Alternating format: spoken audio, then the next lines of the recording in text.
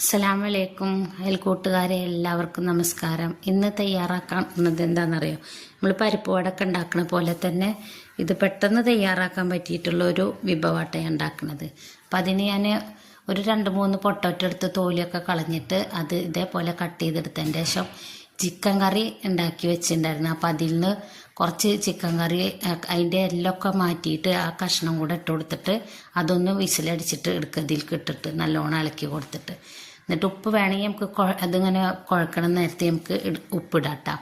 ഇനി അതൊന്ന് വെന്തതിൻ്റെ ശേഷം ഇതേപോലെ ചൂടറിയതിൻ്റെ ശേഷം ഒന്ന് ഉടച്ചെടുത്തതിൻ്റെ ശേഷം അതിലേക്ക് ഇതില്ലേ അരിപ്പൊടിയും മുളക് പൊടിയും കടലമാവിൻ്റെ പൊടിയും കൂടെ ചേർത്ത് കൊടുക്കുക. എന്നിട്ട് അത് കറിവേപ്പിലയും സ്വല്പം മല്ലിയിലയും കൂടെ ചേർത്ത് കൊടുത്തിട്ട് അതിലേക്ക് 1 കപ്പ് തേങ്ങയും കൂടെ ചേർത്ത് കൊടുക്കുന്നുണ്ട് ഞാൻ. അപ്പോൾ ഈ തേങ്ങ ചേർക്കുമ്പോൾ നല്ല ക്രിസ്പി ആയിട്ട് ഇങ്ങനെ കഴിക്കാനും നല്ല ടേസ്റ്റാണ്. തേങ്ങ ഒക്കെ ആ വെളിച്ചെണ്ണയിൽ കിടന്ന് വേകുമ്പോൾ.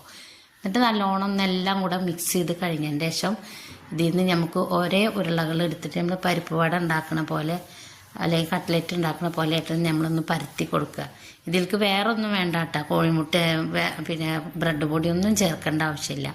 ഇതേപോലെ നമ്മൾ വെളിച്ചെണ്ണ ചൂടായിട്ട് വരുമ്പോൾ ഓയിലോ വെളിച്ചെണ്ണ എന്തായാലും കുഴപ്പമില്ല. എന്നിട്ട് നമ്മൾ അതിലേക്ക് പൊരിച്ചെടുക്കുക. ഇതേപോലെ വറുത്ത് കോരിയിട്ട് അത് മാറ്റി വെച്ചിട്ടുണ്ട്. പക്ഷേ ഇതിൽ നിന്ന് പകുതി ഞാൻ എടുത്ത് മാറ്റി വെച്ചിട്ടുണ്ടായിരുന്നു. അത് ചെറിയ ബോൾ പോലെ ആക്കിയിട്ട് ചെറിയ ബോൾ പോലെ ഇങ്ങനെ ആക്കി കൊടുത്തിട്ട് അത് ഇതേപോലെ വറുത്ത് കോരി എടുക്കുന്നതാണ്. ഇത് കണ്ടില്ലേ, ഇതേപോലെ ബോൾ പോലെ ആക്കിയിട്ട്. അപ്പോൾ ഇങ്ങനെ വറുത്ത് കോരി എടുത്തിട്ട് അതിൻ്റെ കൂടെ സോസോ അല്ലെങ്കിൽ ഒരു ചട്നി, തക്കാളി ചട്നി ഉണ്ടാക്കുന്ന ഒരു വീഡിയോ അടുത്ത വീഡിയോ ഞാനത് കാണിക്കാട്ടോ. അതും ഇതും കൂടെ കഴിക്കുമ്പോൾ നല്ല രസമാണ്.